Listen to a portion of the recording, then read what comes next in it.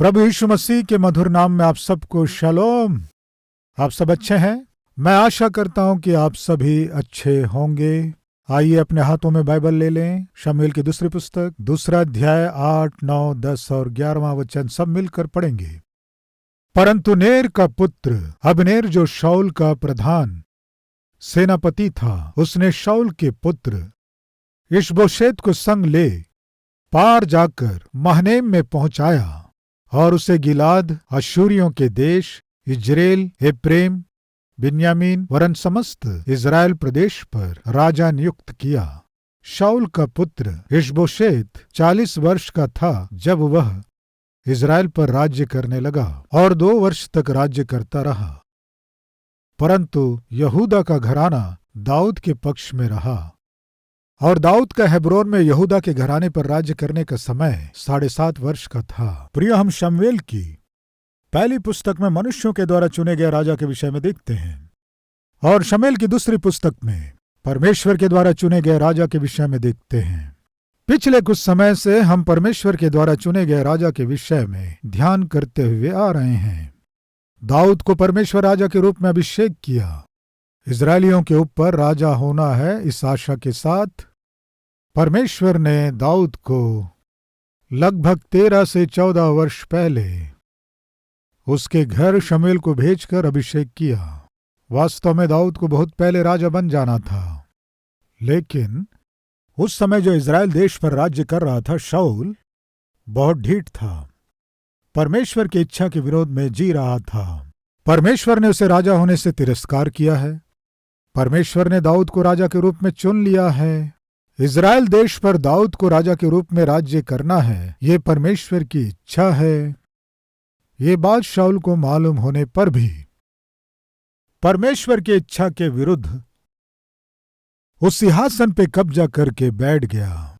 और उसी समय यदि दाऊद जीवित रहेगा, उसके सिंहासन के लिए खतरा है, ये जानकर शाऊल परमेश्वर के चुने गए देश पर शासन जिसे करना था, उस दाऊद को मार डालना है। ऐसी दुष्टता के साथ दाऊद को मारना है, ये सोचकर शाऊल अपनी प्रजा को और शासन को छोड़कर दाऊद को मारना ही मुख्य काम है, कमर कस लिया। बार बार शाऊल पीछा कर रहा था। दाऊद कहाँ है? पता चलते ही मुझे खबर भेजो कहकर कुछ जासूसों को रखा।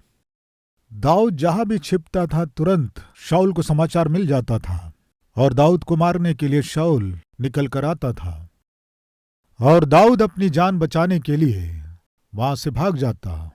ये सब देख देख कर दाऊद हताश हो गया। परमेश्वर के मर्जी के अनुसार मुझे राजा बनना था, लेकिन शाऊल मुझे मारना चाहता है। किसी न किसी दिन वो मुझे मार देगा। किसी न किसी दिन मैं शाऊल के हाथों मर जाऊंगा। मेरे दिन निकट आ गए, अब अधिक दिन जी नहीं पाऊंगा। ऐसी सोच दाऊद के मन में आई। परमेश्वर के प्रतिज्ञा पर विश्वास करके, परमेश्वर मेरे साथ है, गोलियत जैसे महान बलवान व्यक्ति के हाथों से मुझे बचाकर रक्षा किया और गोलियत को मारने की ताकत मुझे दिया। शाऊल के हाथों से मुझे क्यों नहीं बचाएगा? निश्चय मेरी रक्षा करेगा। इस विश्वास के साथ परमेश्वर पर निर्भर होना था। लेकिन दाऊद की गई सबसे बड़ी गलती क्या थी जानते हैं? अपनी जान बचाने के लिए दाऊद देश को छोड़कर चला गया। इजरायलियों के जो जानी दुश्मन हैं, उन पलिस्तियों के देश में गया। उस पलिस्ती देश के राजा के पास जाकर आश्रय मांगा। तुम इजरायली होना, राजा होना, परमेश्वर के द्वारा अभिषेक पाए हुए व्यक्ति होना, मेरे पास क्यों आए हो? मेरे पक्ष में क्यों रहोगे? जब पलिस्ती राजा ने प्रश्न किया, उसने कहा, मत डरो, तुम मुझे अच्छी रीति से जानते हो ना, मैं एक योद्धा हूं। अगर कल कोई देश तुम्हारे विरुद्ध में युद्ध करने आएगा, तो अगर तुम मुझे अपने पास रहने दोगे तो मैं तुम्हारी ओर से युद्ध करूंगा, पलिस्तियों को मैं जय दिलवाऊंगा। इस तरह दाऊद पलिस्तियों के साथ वाचा बांधना और उनके देश में रहना सच में परमेश्वर के विरुद्ध बहुत बड़ी गलती थी। वो यहां तक पहुंच गया कि एक दिन पलिश्ती और इजरायली लोग लड़ाई करें, ऐसा दिन आ गया। इस तरह जब युद्ध करने का दिन आया तो वास्तव में दाऊद को इजरायलियों के पक्ष में रहकर युद्ध करना था, लेकिन पलिश्तियों की ओर रहकर इजरायली, जिनके पक्ष में सेनाओं का यहोवा परमेश्वर था, उनके विरोध में युद्ध करने के लिए दाऊद तैयार हो गया। ये कितनी बुरी बात है प्रियों। कारण क्या था? डर। कैसा डर? शाऊल मुझे मार ना डाले, ऐसा डर। बाइबल में एक बात है, क्या जानते हैं? डर कर तुम पाप न करो। डर क्या करता है जानते हैं? हमारे द्वारा पाप कराता है। डर क्या करता है जानते हैं? हमारे द्वारा गलत काम करवाता है। कई संदर्भों में शायद मुझे नौकरी से निकाल देंगे। इस डर से बहुत से लोग अपने शरीरों को ही दांव पर लगाकर अपने नौकरी को बचाते हैं। शायद मुझे प्रमोशन मिलने नहीं देंगे, इस डर से। बॉस की इच्छा को पूरी करने वाले बहुत से लोग हैं। मेरे विषय में सबको बता देंगे, सबको प्रकट करेंगे, ये सोचकर बहुत से पाप में कामों को करने वाले लोग हैं। प्रिय भाई और बहनों, आज हमारे बीच कोई है क्या? आप में जो भय है उसके कारण आपको जो काम नहीं करना है वो करके परमेश्वर की दृष्टि में और अधिक गिरते जा रहे हैं। ऐसी स्थिति में हमारे बीच कोई है क्या? सावधान, ये भला नहीं है। दाऊद डर गया, शाऊल मुझे मार डालेगा, ये सोचकर वो बहुत ही नीचे गिर गया। इतना नीचे गिरा कि पिछले समय जिनसे युद्ध करके गुलियत को मार डाला था, उनके साथ हाथ मिलाकर इजरायलियों के विरोध में युद्ध करने आ गया। ये गलत है। दाऊद का ऐसा करना बहुत ही गलत है। फलस्वरूप अपने परिवार को खो दिया, धन संपत्ति को खो दिया, सब कुछ खो दिया। प्रियो, जब हम परमेश्वर के विरोध में काम करते हैं तो निश्चय उसकी कीमत को चुकाने से बच नहीं सकते। प्रिय भाइयों बहनों, सुनिए, जानबूझ के यदि आप परमेश्वर के विरोध में जिएंगे या जानबूझ के परमेश्वर के वचन के विरुद्ध व्यवहार करेंगे तो उसका कीमत चुकाना होगा। दाऊद चुकाया। गलती को जानकर लौट कर आया, परमेश्वर के चरणों में गिरा और पश्चाताप किया, विलाप किया। फलस्वरूप परमेश्वर तरस खाया। दाऊद अपने खोए हुए परिवार को फिर से वापस पा लिया और जो खोया था सब कुछ वापस पा लिया। शाऊल मर गया, अपने ही हाथों अपना प्राण ले लिया, देश खतरे में पड़ गया। ध्यान से सुनिए, इजरायली देश के ऊपर फलिश्ती देश विजय प्राप्त की। इजरायली देश पर शासन करने वाला शाऊल अपने आप को मार लिया। इजरायली देश हार गई। अभी फलिश्ती देश इजरायली देश से विजय प्राप्त की, इसलिए फलिश्ती देश इजरायली देश पर पूरी रीति से कब्जा करने के लिए कदम आगे बढ़ा रहे थे। ऐसे दिन थे वे। अब हमारा काम हो गया। फलिश्ती लोग आकर हमारे ऊपर संपूर्ण रूप से हमला करके हम सबको वे गुलाम बना लेंगे, हमें बंधक में ले लेंगे। ऐसे लोग डर कर थरथरा रहे थे। ऐसे समय में परमेश्वर दाऊद को राजा के रूप में अभिषेक करने के लिए द्वार को खोला। 13-14 वर्ष इंतजार करने के बाद दाऊद के जीवन में अच्छे दिन आ रहे थे। दाऊद जब यहूदा प्रांत में गया तब वे लोग दाऊद को अपने राजा के रूप में यहूदा के ऊपर अभिषेक किए। 2 अध्याय 4 वचन। तब यहूदी लोग गए और वहां दाऊद का अभिषेक किया कि वह यहूदा के घराने का राजा हो। यहूदा के लोग आकर दाऊद को देखकर, दाऊद, हमारे देश का राजा शाऊल मर गया, मार दिया गया या अपने आप को मार लिया। फलिश्ती लोग एक एक कदम आगे बढ़ाकर हमारे देश को अपने अधीन करने के लिए आ रहे हैं। तुम्हारे अलावा हमारा कोई आसरा नहीं है। ये कहकर वे दाऊद को अपने ऊपर राजा होने के लिए अभिषेक किए। 13-14 वर्ष पहले परमेश्वर दाऊद से कहा, मैं तुझे इजरायलियों के ऊपर राजा होने के लिए अभिषेक कर रहा हूं, और अभिषेक किया। राजा बनाऊंगा कहकर अभिषेक किया। वर्ष बीत गए, लेकिन फिर भी दाऊद जो अपने जीवन में सोचा कि मैं देश पर शासन करूंगा, ऐसे दिन को वो देख न सका। आज हमारे बीच कोई है क्या? परमेश्वर ने मुझे वचन दिया है, प्रतिज्ञा दिया है, परमेश्वर मुझे दर्शन दिया है, परमेश्वर दर्शन के द्वारा मुझसे बात किया, मुझे नौकरी दूंगा कहा है, मुझे संतान दूंगा कहा है, मुझे प्रमोशन दूंगा कहा है, मुझे स्थिर करूंगा कहा है, मुझे चंगाई दूंगा कहा है, मेरे बच्चों को आशीष दूंगा कहा है, उन्हें सेवक बनाऊंगा कहा है। क्या है जो परमेश्वर ने आपसे वाचा बांधा है? बाइबल बताती है वाचा बांध कर उसे तोड़ दे। परमेश्वर मनुष्य नहीं है और ना ही झूठा है। अगर परमेश्वर ने आपके जीवन में कोई वचन दिया है तो उसे निश्चय पूरा करने के लिए मेरा परमेश्वर सक्षम है, सामर्थी है, इसमें कोई संदेह नहीं है। लेकिन कई बार हमारी की गई गलतियों के कारण या हमारे किए गए भूल चूक के कारण परमेश्वर के आशीषों को पाने में देरी हो सकती है। उदाहरण के लिए प्रियो, जब परमेश्वर ने मिस्र से इजरायलियों को छुड़ाया, मिस्र से प्रतिज्ञा के देश में जाने के लिए लगभग 11 दिन लगते। कितने दिन? 11 दिन।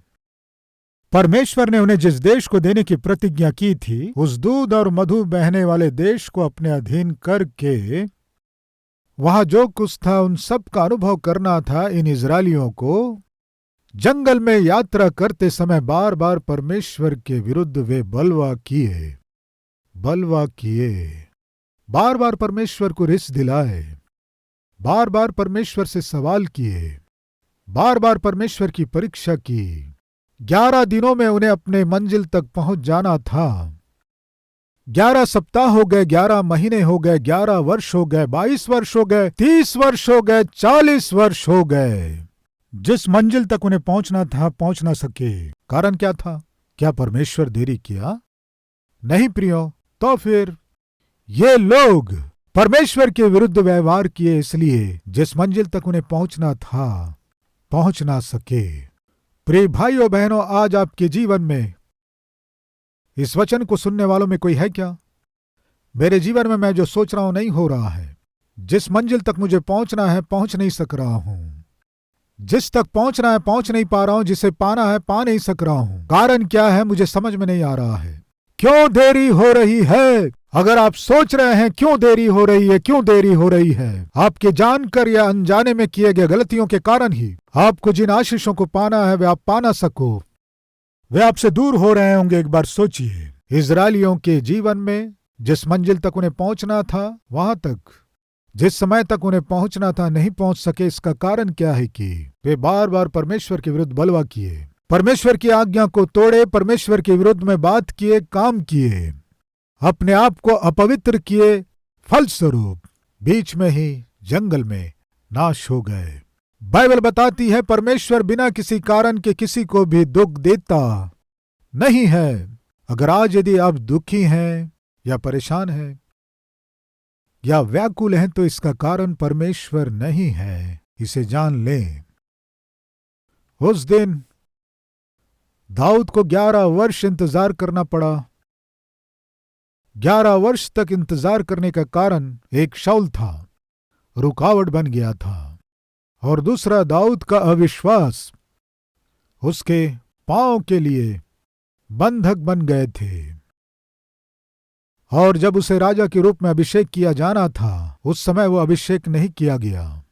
उसके पश्चाताप करने के द्वारा, प्रभु के चरणों में आने के द्वारा परमेश्वर तरस खाकर इस यहूदा राज्य में, यहूदा गोत्र में दाऊद को परमेश्वर राजा के रूप में अभिषेक किया। यानी दाऊद के जीवन में अच्छे दिन प्रारंभ हुए।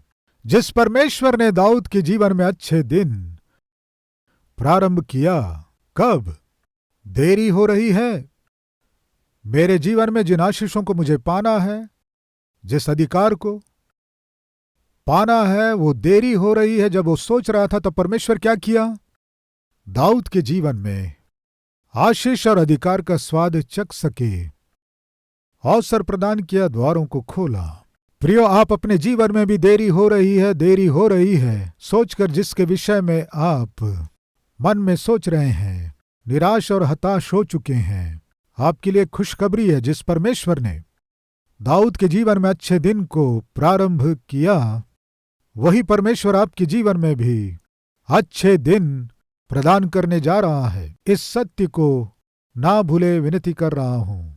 उसके बाद हम देखते हैं शाऊल जो विरोधी था मर गया, और दाऊद राजा के रूप में अभिषेक किया गया। लेकिन सुनिए, इजरायलियों के कितने गोत्र हैं बताइए? 12 गोत्र। अभी दाऊद कितने गोत्रों के ऊपर राजा के रूप में अभिषेक किया गया? केवल एक गोत्र के ऊपर। अभी और कितने गोत्रों के ऊपर दाऊद को वास्तव में राजा के रूप में अभिषेक किया जाना है? 11 गोत्रों के ऊपर। यानी दाऊद अपने जीवन में अभी पहला कदम ही बढ़ाया है, अभी उसे और भी बहुत आगे बढ़ना है। प्रिय भाइयों और बहनों, हमारे बीच कोई है क्या? परमेश्वर मुझ पर तरस खाया, परमेश्वर मुझ पर दया किया है, परमेश्वर मुझे एक नौकरी दिया है, परमेश्वर मुझे अच्छे दिन दिया है। इस तरह ऐसे सोचने वाले हमारे बीच कोई है तो अपना हाथ दिखाएंगे। परमेश्वर मुझे अच्छे दिन दिया, मुझ पर दया किया कहने वाले हाथ दिखाएंगे। तो आपके लिए खुशखबरी वो क्या है कि 12 आशीषों में आज आप केवल एक आशीष को पाए हैं, अभी और 11 बाकी हैं। अभी और आपको जो पाना है और जो परमेश्वर आपको देना चाहता है बहुत बहुत बहुत है, क्योंकि मेरा परमेश्वर आपके मांगने से, आपके समझ से, आपकी कल्पना से परे बहुत अधिक आपको आशीष देने के लिए वो परमेश्वर सामर्थी है। बाइबल बताती है किसी भी तरह दाऊद के जीवन में अच्छे दिन आ गए ना। इस तरह अच्छे दिन आने के बाद यहूदा के लोग आकर उसे राजा के रूप में अभिषेक करने के बाद एक और व्यक्ति प्रकट हुआ। अभिषेक पाने के पहले तो शाऊल रुकावट बना कि अभिषेक ना पा सके। अभिषेक पाने के बाद एक और व्यक्ति प्रकट हुआ। दाऊद अपने जीवन में आगे ना बढ़ सके, उन्नति ना कर सके। कौन है वो व्यक्ति? देखेंगे, आइए। 8वां वचन। परंतु नेर का पुत्र अबनेर, जो शाऊल का प्रधान सेनापति था। राइट, दाऊद यहूदा के ऊपर जब राजा के रूप में अभिषेक किया गया, उसके बाद की सीढ़ी क्या है कि बाकी 11 गोत्रों के ऊपर दाऊद को राजा नियुक्त होना है। वो दिन कल या परसों आएगा जब दाऊद सोच रहा था, अचानक अबनेर नाम का एक दुष्ट व्यक्ति प्रकट हुआ। दाऊद अपने जीवन में जब आगे बढ़ता जा रहा था और दाऊद के सपने जब साकार होने जा रहे थे, दाऊद अपने जीवन में जो आशा किया, जिस ऊंचाइयों को पाने की आशा किया, पाने के लिए जब आगे कदम बढ़ा रहा था, ऐसे समय में एक और व्यक्ति विरोध करने के लिए प्रकट हुआ। उसका नाम अबनेर। प्रिय भाई और बहनों, कृपया ध्यान दीजिए। आपकी आत्मिक यात्रा में और वैसे ही व्यक्तिगत जीवन में और नौकरी में, व्यापार में, पारिवारिक व्यवस्था में, जब आप आगे कदम बढ़ाते जाते हैं और आपने जो सोचा उसे पाना है, जब सोचते हैं, जो आशा किए उसे पाने की जब आशा करते हैं, अब मेरे जीवन में अच्छे दिन आने वाले हैं, अब मैंने जो सपने देखा वो पूरे होने जा रहे हैं, मेरी प्रार्थनाओं का उत्तर मिलने जा रहा है, इस तरह आशा करके आप जब इंतजार करते हैं, ऐसे समय में कई बार आप जो आशा किए वो उत्तर आप पा ना सको, आपने जो सोचा उस स्तर तक आप पहुंच ना सको, रुकावट बनने वाले रुकावट के पत्थर सहज रूप से आपके जीवन में प्रकट होंगे। दाऊद जैसा व्यक्ति जो परमेश्वर के मन के अनुसार था, उसके जीवन में इज़राइल देश के ऊपर राजा के रूप में अभिषेक पाना था। ऐसे समय में विरोधी पत्थर बनकर अबनेर आ गया। आकर क्या कर रहा है जानते हैं? इशबोशेत नाम के शाऊल के पुत्र को इज़राइलियों के ऊपर राजा के रूप में अभिषेक करके राजा घोषित कर दिया। प्रिय भाइयों बहनों, सुन रहे हैं? शाऊल की मृत्यु देश को 2 भागों में बांट दी। शाऊल का शासन सही नहीं था, इसलिए शाऊल के मरने के बाद देश 2 भाग हो गया। वैसे ही सुलेमान के मरने के बाद देश 2 भाग हो गया, क्योंकि सुलेमान का भी शासन सही नहीं था। पवित्र जीवन जीते हुए पवित्र परमेश्वर के इच्छा के अनुसार शासन करना था सुलेमान को। पापमय कामुक इच्छाओं से भरकर अपवित्र जीवन जीते हुए शासन करने के कारण सुलेमान का शासन समाप्त होने के बाद देश 2 भाग में बढ़ गया। शाऊल के मरने के बाद यहूदा के ऊपर दाऊद राजा के रूप में और इज़राइलियों के ऊपर इशबोशेत नाम का शाऊल का पुत्र राजा के रूप में अभिषेक किया गया। फिर से दाऊद के जीवन में कुछ न कुछ निराशा, व्याकुलता छा गई। कारण कौन है? अब्नेर। प्रिय भाई और बहनों, हमारे जीवन में, इस जीवन की यात्रा में बहुत से लोग हमारे सामने आते हैं। कुछ अच्छे लोगों से हमारा आमना सामना होता है। वे अच्छे लोग हमें आनंद देते हैं। बुरे लोगों से भी सामना होता है। वे बुरे लोग हमारे जीवन में बहुत से अनुभवों को देते हैं। और कुछ धोखेबाजों के साथ भी हमारा आमना सामना होता है। उन धोखेबाजों के कारण हम चेतावनी से भरे पाठों को सीखते हैं। वे हमें पाठ सिखाते हैं। और जो हमसे प्रेम करते हैं उनके साथ भी हमारा आमना सामना होता है। वे हमारे जीवन में कुछ मधुर यादों को छोड़ जाते हैं। और वैसे ही हमारे जीवन में कुछ आत्मिक लोगों से आमना सामना होता है। वे हमें आत्मिक रूप से बलवंत करते हैं, हमें शांति देते हैं, हमारे लिए आशीषदायक होते हैं। हम बहुतों के लिए आदर्श बने, वे आशा करते हैं। यानी अच्छे हो सकते हैं, बुरे हो सकते हैं, धोखेबाज हो सकते हैं, आत्मिक हो सकते हैं, प्रेम करने वाले हो सकते हैं। आपके जीवन में, इस जीवन की यात्रा में बहुतों से आमना सामना होता है। हर एक जन आपको कुछ न कुछ सिखा कर जाते हैं। आपको जो आशीष पाना है उसे रोकने वाले अब्नेर हो सकते हैं, या आप में रहने वाला अविश्वास हो सकता है। देरी होने के कारण शायद आपके जीवन में स्थान बना लिया होगा, लेकिन परमेश्वर तरस खाकर उस परमेश्वर के नियुक्त समय में निश्चय आपके जीवन में जो उत्तम उत्तर देना है देगा। विश्वास करने वाले हैं तो मेरे साथ मिलकर प्रार्थना करेंगे।